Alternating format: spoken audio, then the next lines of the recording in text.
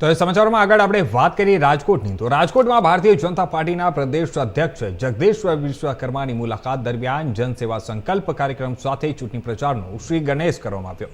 આ પ્રસંગે તેમણે જણાવ્યું કે રાજ્યભરમાં 10,000થી વધુ ઉમેદવારોના ફોર્મ ભરાઈ ચૂક્યા છે અને ભાજપના કાર્યકરો હવે સંકલ્પ સાથે પ્રચારની શરૂઆત કરી રહ્યા છે। તેમણે વધુમાં એ પણ કહ્યું કે પ્રજા સેવકોને લોકોની સેવા સાથે જોડાઈ સરકારની યોજનાઓ દરેક નાગરિક સુધી પહોંચાડવી જોઈએ। 5 વર્ષોના કાર્યનો હિસાબ જનતાને આપવામાં આવે છે અને ભાજપે અત્યાર સુધી 135થી વધુ ઉમેદવારો બિનહરીફ જીત્યા છે।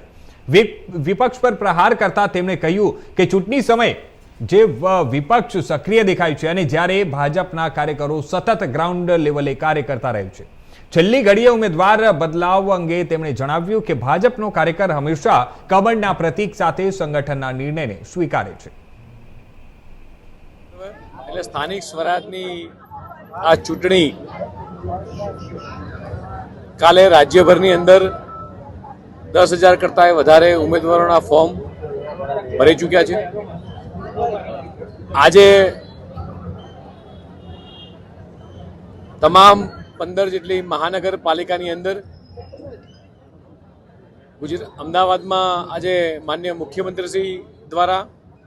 રાજકોટમાં હું પોતે, વડોદરાની અંદર માન્ય હર્ષભાઈ, આપણા નાયબ મુખ્યમંત્રીશ્રી, સુરતમાં માન્ય CR પાટીલ સાહેબ અને અન્ય મહાનગરપાલિકાઓમાં અલગ અલગ પ્રભારી મંત્રીઓ દ્વારા 15 મહાનગરપાલિકામાં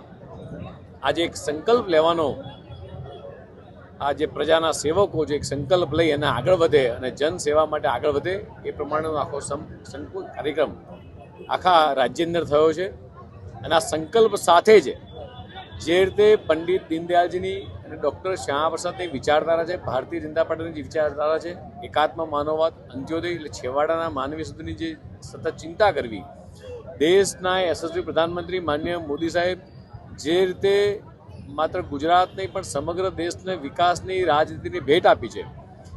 એ જ આ વિકાસની રાજનીતિ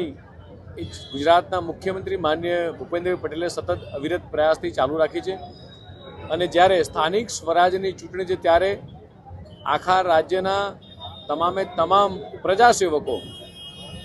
એ પ્રજાના કાર્યોમાં જોડાય, કેન્દ્ર સરકારની અને રાજ્ય સરકારની તમામ સરકારી યોજનાઓ એ છેવાડાના માનવી સુધી પહોંચે, વિકાસ ગામડાઓ સુધી, દરેક વિસ્તાર સુધી વિકાસ પહોંચે